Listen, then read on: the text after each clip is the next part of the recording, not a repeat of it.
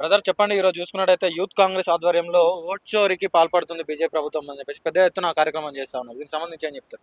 ముందుగా వి న్యూస్ కి నమస్తే. నిజమే కదన్నా, బీజేపీ ఓట్ చోరుకు పాల్పడుతుందా లేదా మీరు చెప్పాలి ఒకసారి.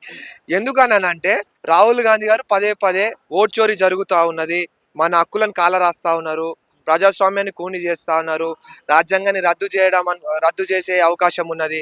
ఈ బీజేపీ ప్రభుత్వము ప్రజాస్వామ్యానికి పెనుముప్పు. అందుకనే మా ఓట్ అధికార యాత్ర పేరిట రాహుల్ గాంధీ గారు పాదయాత్రలు చేసినారు.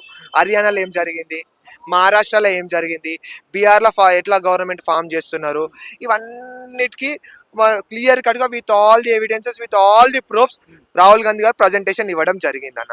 ఓట్ చోరీ అనేది ఎస్ఐఆర్ పేరిట, కేంద్ర ఎన్నికల సంస్థ ఎస్ఐఆర్ స్పెషల్ ఇంటెన్సివ్ రివిజన్ పేరిట ఈరోజు ఓట్లను తొలగిస్తూ, ఓట్లను నమోదు చేస్తూ ఈరోజు కేంద్ర ప్రభుత్వానికి, బీజేపీ ప్రభుత్వానికి వత్తాసు పలుకుతా ఉన్నది. ఇద్దరు కుమ్మక్కై ఈరోజు ఎన్నికల కమిషన్ను నిర్వీర్యం చేస్తూ ఉన్నారు, మా హక్కులను కాలరాస్తా ఉన్నారు. అంటే రాష్ట్రంలో రాహుల్ గాంధీ యొక్క పర్యటన పాదయాత్ర ఏదైతే ఉందో దాన్ని నమ్మే పరిస్థితుల్లో ప్రజలు లేరు, అందుకనే ఇలాంటి రిజల్ట్స్ వస్తా ఉన్నాయని చెప్పేసి బీజేపీ పార్టీ నాయకులు అంటా ఉన్నారు. దీనికి ఏం చెప్తారు? అన్న, రాహుల్ గాంధీ అనేటైన future of India. Future of India ఎవరు అని అంటే రాహుల్ గాంధీ గారు.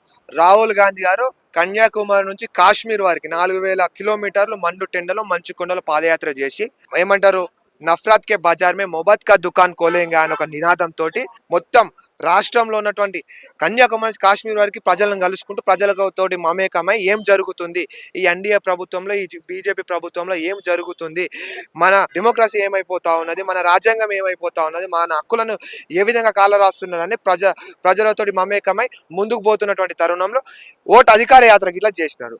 రాహుల్ గాంధీ గారిని నమ్మే ప్రసక్తే లేరు. అంటే రాహుల్ గాంధీ గారి పైన పూర్తి స్థాయిలో విశ్వాసం ఉంచిన ప్రజలు ఇట్లా ఓట్ చోరీకి పాల్పడుతూ, ఓట్ చోరీ పేరిట ఈరోజు ప్రభుత్వాలు ఫామ్ చేస్తే మేమేం చేసామన్నా? Where is transparency in democracy, where is transparency in election commission. ఇప్పుడు ఎలక్షన్ కమిషన్ వత్తాసు పలుకుతూ, ఎలక్షన్ కమిషన్ బీజేపీతో కుమ్మక్కైనాక మేమేం చేస్తాం? మేము ప్రజాస్వామికంగా పోరాటం చేస్తాం, ప్రజలకు వివరిస్తాం. దాని ప్రాతిపదికనే, అందులోనే భాగంగానే రాహుల్ గాంధీ గారు వివరిస్తా ఉన్నారు విత్ ఆల్ ద ఎవిడెన్సెస్. హర్యానాలో 2 కోట్ల పైచిలకు ఓటర్లు ఉన్నారన్న, పూర్తి స్థాయిలో 25 లక్షల నకిలీ ఓటర్లను దాంట్లో యాడ్ చేసి ఈరోజు హర్యానాలో కూడా గెలవడం జరిగింది. ఎంత ఓట్ చోరీ చేసినా, ఎంత మెజార్టీతో ఓడిపోయినా, కేవలం 22,000 మెజార్టీతో హర్యానాలో ఓడిపోవడం జరిగింది. బీహార్లో చూసుకోండి అన్న, బీహార్లో ఏం జరిగిందన్న, ఎన్నికలు జరుగుతున్నటువంటి సందర్భంలో 67 లక్షల ఓట్లను తొలగించడం జరిగింది, 21,53,000 ఓట్లను కొత్తగా నమోదు చేయడం జరిగింది. ఎందుకు చేసినారు, దేని ప్రాతిపదికన చేసినారు, what's the reason, what's the issue అంటే వాళ్ళు చెప్పడం లేదు. ఇప్పుడు అంత large scale manipulation of voters జరుగుతున్నాయి, ఓటర్ లిస్ట్ లో జరుగుతున్నాయి అని అంటే election commission should hold accountable. మాకు చెప్పాలి. ఇప్పుడు ఇన్ని ఓట్లను మేము డిలీట్ చేసినాం, ఇన్ని ఓట్లను కొత్తగా యాడ్ చేసినాం. ఫామ్ 6 పేరిట అన్న, form 6 is used to add the new ఓటర్లను యాడ్ చేయడానికి, న్యూ ఓటర్లను యాడ్ చేయడానికి ఫామ్ 6 పేరిట వాళ్ళు యాడ్ చేశారు. ఫామ్ 6 దేని ప్రాతిపదికన వాళ్ళు యాడ్ చేసినారు, అది కరెక్ట్ జరిగిందా, వాస్తవంగానే ఉన్నదా? సరే, మీరు డిలీట్ చేసినారు, మీరు యాడ్ చేసినారు, డిలీషన్ జరిగింది, మాకు ఇవ్వండి కదా డాటా, మిషన్ రీడబుల్ ఫార్మాట్ లో మాకు ఇవ్వండి అని మేము అడుగుతా ఉన్నాం కాంగ్రెస్ పార్టీ నాయకులను. రాహుల్ గాంధీ గారికి ఇట్లా అదే ప్రశ్నిస్తున్నారు. మిషన్ రీడబుల్ ఫార్మాట్ లో మాకు డిలీషన్ ఎవరెవరైతే జరిగిందో వాళ్ళు మాకు ఇవ్వండి, బూత్ వైజ్ డిలీషన్ ఇవ్వండి, మాకు తర్వాత కేటగిరీ వైజ్ డాటా ఇవ్వండి, so that every civic society leaders, party members can verify independently జరిగిందా జరగలేదా. ఇదంతా నువ్వు దాచిపెట్టుకుంటా ఏదో కేంద్ర మన ప్రభుత్వానికి వత్తాసు పలుకుంటా ఈరోజు కుమ్మక్కాయ ఇలా చేయడం అనేది ఎలక్షన్ కమిషన్ కు సమంజసం కాదా? ఓట్ చోరీకి జరిగితే ఎలక్షన్ కమిషన్ ఆఫ్ ఇండియాకి మీరు వివరాలను లిఖిత పూర్వకంగా రాసి ఇవ్వాలి కదా, మరి ఇచ్చి మరి ప్రజల ముందు కూడా మీరు ఒక పత్రాన్ని మీరు రిలీజ్ చేయాలి కదా అన్న. ప్రజెంటేషన్ ఇచ్చినాం ఆల్రెడీ. సరే, మేము ఇవ్వలేమని అనుకో ఒక మాటకి, ఎలక్షన్ కమిషన్ అని రాహుల్ గాంధీ గారి పైన చర్యలు తీసుకోండి, రాహుల్ గాంధీ గారు ఇట్లా చేస్తున్నారు, మా పైన లేని అబండాలు ఆరోపణలు చేస్తున్నారు, రాహుల్ గాంధీ గారి పైన మీరు చర్యలు తీసుకోవాలని చేయాలి కదా, వాళ్ళకి ఇట్లా ఆరోపణలు చేయాలి, లేకపోతే వాళ్ళకి ఇట్లా స్టాండ్ తీసుకోవాలి కదా. Election commission is silent, why chief election commission of India is silent, why they are not speaking up on this issue. Vote చోరీ పైన ఎందుకు మాట్లాడటం లేదు? ఎందుకంటే పూర్తి స్థాయిలో ఓట్ చోరీ జరిగింది అన్న. ఎగ్జిట్ పోల్స్ బీహార్లో 100 నుంచి 130 సీట్స్ ఎన్డీఏకి వస్తాయని అనుకున్నారు అన్న.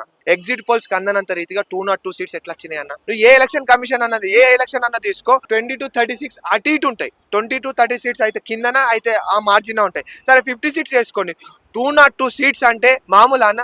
ఎవరు ఊహించలేరు. ఎందుకు అని అంటే 67 లక్షల ఓట్లను తొలగించినారు, ప్రతికూలమైనటువంటి ఓట్లను తొలగించినారు, వాళ్ళకు అనుకూలమైనటువంటి ఓట్లను ఓటర్ లిస్ట్ లో నమోదు చేయడం జరిగింది. 5 లక్షల ఓటర్లను డూప్లికేట్ ఓట్లను అట్లనే ఉంచినారు. At the same time elections నడుస్తున్నప్పుడు నగదు బదిలీ చేయొద్దు. నితీష్ కుమార్ గారు బీహార్ రాష్ట్రంలో ఉన్నటువంటి మహిళలకు నేరుగా 10,000 రూపాయలు వాళ్ళ ఖాతాలో జమ చేయడం జరిగింది. ఇది కోడ్ ఆఫ్ కండక్ట్ ఉల్లంఘించడం కాదా?